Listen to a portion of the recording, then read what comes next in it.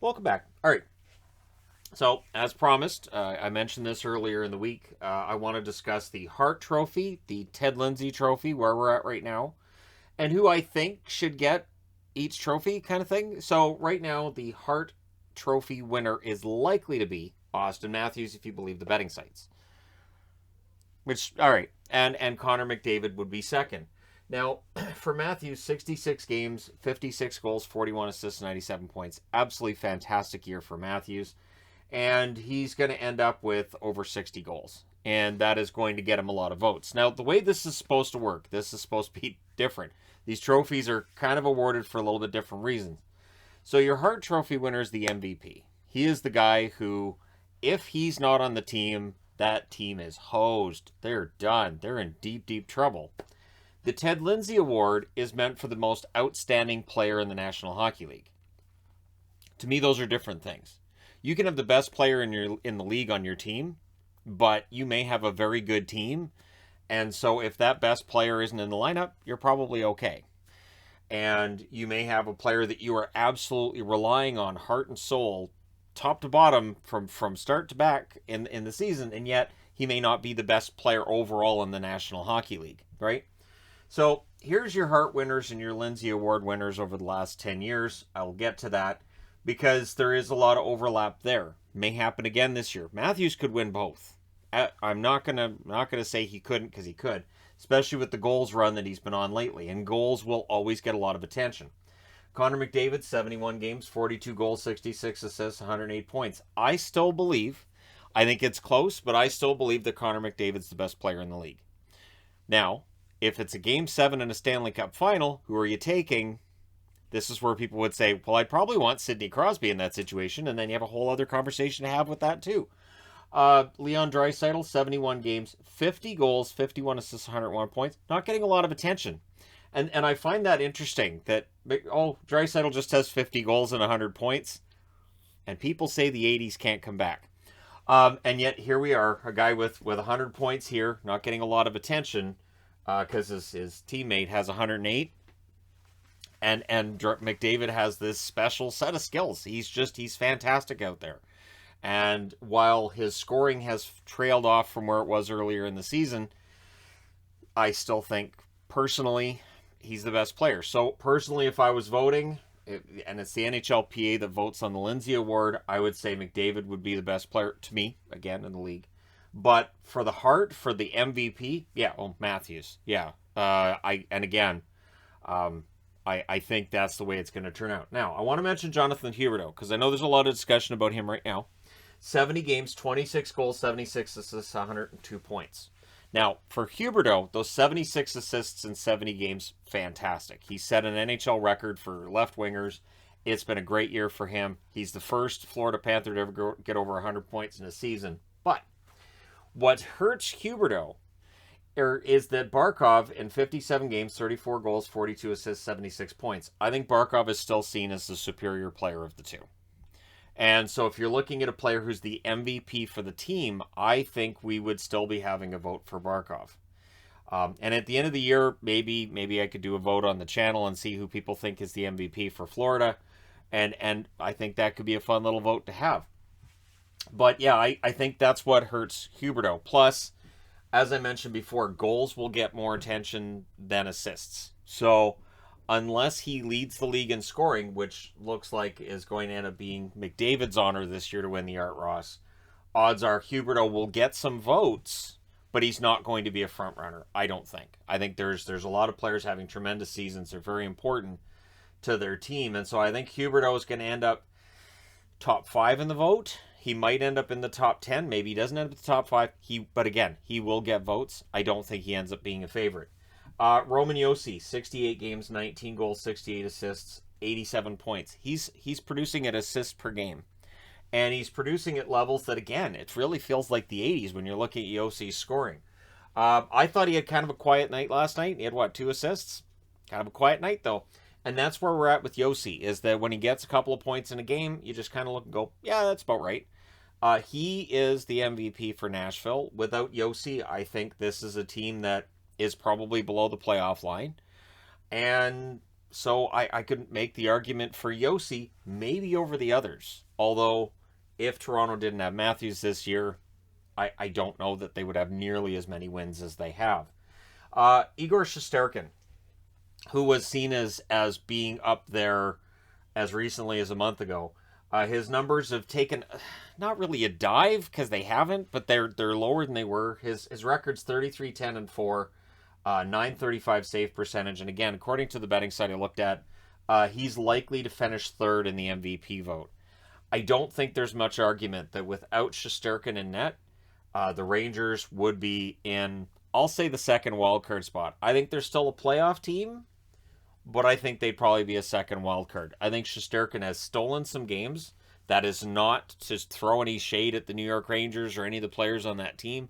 There's some very good players on that team, but there's a reason that crowd chants Igor every game, because he does something almost every single start he has that makes you say, wow, I can't believe he saved that. So while goaltenders very rarely win either of these awards, Carey Price being the most recent on both in 2015, Shesterkin could be the next.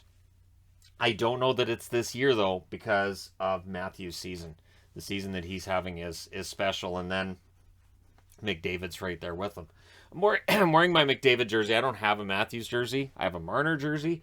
I could throw in the argument, too. Marner's had a very good year, but Marner is more of the setup man as well. So Marner, the argument with Marner is much the same as Huberdeau. He's more of the setup guy. And again, the setup guy doesn't normally end up getting those votes. Johnny Gaudreau. I'm not going to say he's being overlooked, but, 71 games, 34 goals, 65 assists, 99 points. It's a pretty good season.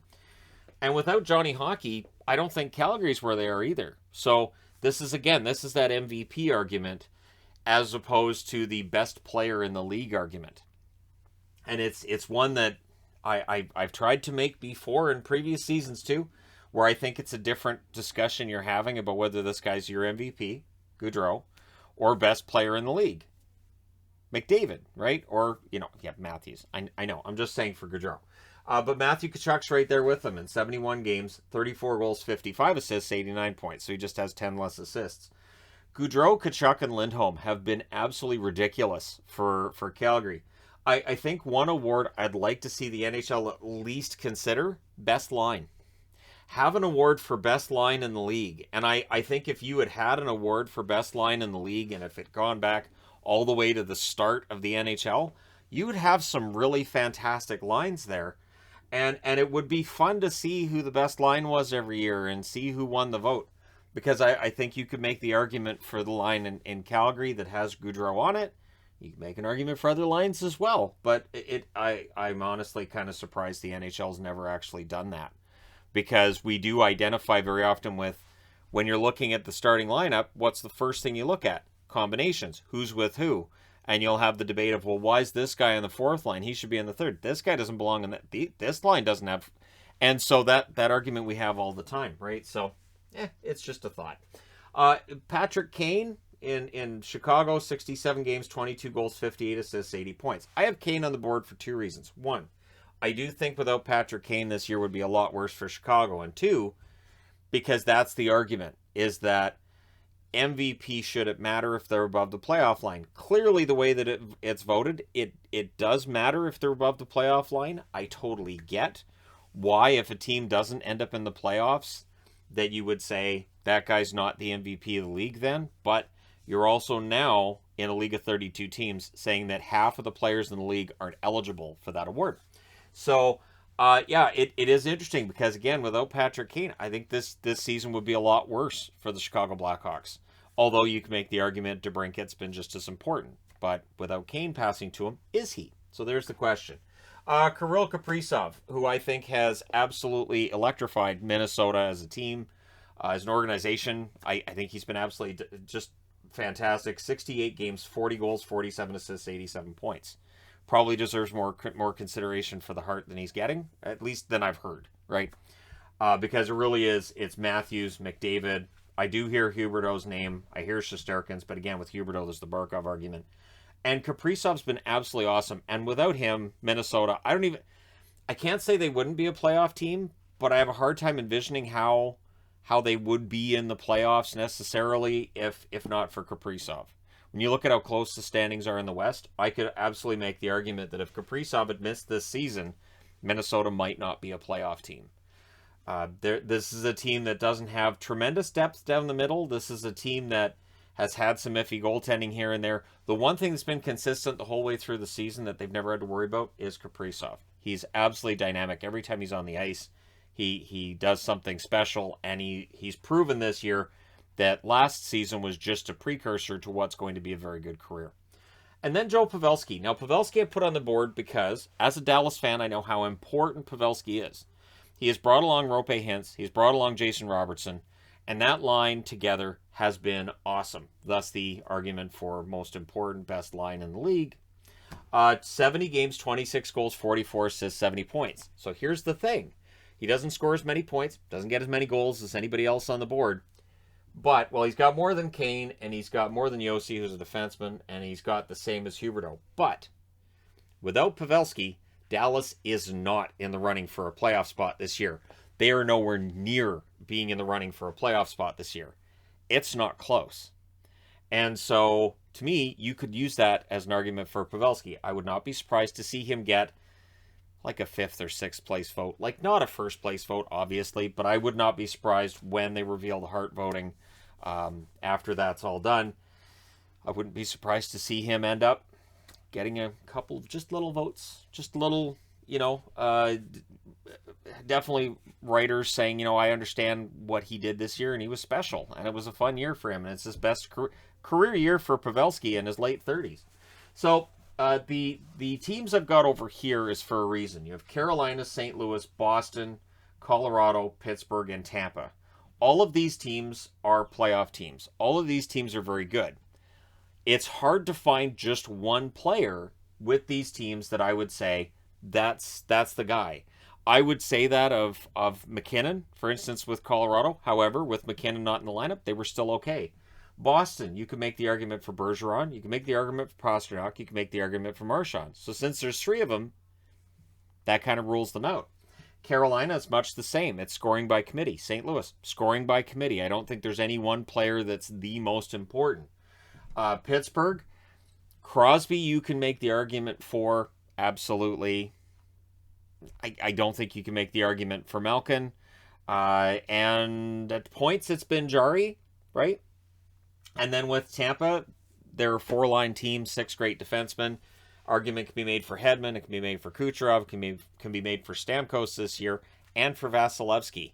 So it's interesting when we get into this discussion here, the fact that there are certain teams that will not get the attention for Hart or for the Lindsay Award because they have a really good team where there isn't any just one player who is, if you shut them down, that team is done. And then the interesting part, too, is that St. Louis wins the Cup in 2019. Tampa Bay wins it in 2020 and 2021. Pittsburgh wins it in 2016 and 2017. So, and the Capitals aren't on the board. They won it, of course, in 2018. So is it better to have this one star player that's fantastic? Or is it better to have a team where there isn't necessarily any one guy? And so the argument, I think, can be made, it's better to just not have just any one guy. So, the Hart and the Lindsay Awards. So the Hart being MVP, Ted Lindsay being the outstanding player. The Hart Trophy is voted on by the Professional Hockey Writers Association. The NHLPA votes on the Ted Lindsay. Matching award winners in 2021, Connor McDavid, the Art Ross winner. 2020, Leon Draisaitl wins both. Art Ross winner. 2019, Nikita Kucherov wins both. He also won the Art Ross Trophy. So your leading scorer 3 years in a row, and that's why I think McDavid has a good chance of winning the Lindsay Award. He may end up being top 2 in the Hart. I still think it goes to Matthews, but outstanding player, best player in the league, I think that McDavid probably still gets that vote. Taylor Hall wins the Hart Trophy in 2018. Connor McDavid won the Lindsay Award in 2018. Art Ross Award. And that's that separation there, where Hall was seen as the MVP, because without him, the Devils don't make the playoffs. But McDavid was voted as the best player by the players, as the outstanding player in the league. 2017, McDavid wins both trophies. He also won the Art Ross. 2016, Patrick Kane wins both trophies. He also won the Art Ross. 2015, Carey Price wins both trophies. He did not win the Art Ross. It's the one weakness in his game. He doesn't score a ton of points. What are you going to do? He's a goaltender. 2014, Crosby wins both trophies, has the Art Ross. 2013, there's a divergence here, and what's interesting is Ovechkin wins the Hart Trophy as the MVP. Crosby wins Outstanding Player. Neither of them win the Art Ross Trophy. That was actually won by Marty St. Louis. So Marty St. Louis, no respect for him on that one. 2012, Malkin wins both, and he was the Art Ross winner. So usually your leading scorer in the National Hockey League, 1, 2, 3, 4, 5, 6, 7 out of the last 10 times the leading scorer in the league has won the Hart Trophy. 1, 2, 3, 4, 5, 6, 7, 8 times in the last 10 years your leading scorer has won the Lindsay Trophy, which tells you that either the best player in the league is usually your leading scorer, or they just look and go, I don't care. I'll just who won the scoring title? All right, he's my vote. But I'm going to go ahead and say that that's not why they do it. But it is common that whoever leads the league in scoring is usually going to be one of, if not the best player. So that's the question I have is, with McDavid having a pretty decent lead when it comes to the points, does that mean that he is likely to win either award, or does Matthews win both? Let me know your thoughts in the comment section below, as always. I know I didn't get everybody on the board that people might have wanted me to put on the board, but I only have one board, and I'm not getting the 4-foot by 3-foot board out for this. No, because then it just gets too muddled. But let me know your thoughts. Where does your vote go if you have one? Don't forget to hit like and subscribe if you're browsing your way through. You just happened upon this video. Thank you guys so much for watching, for all your support. I will talk to you again soon.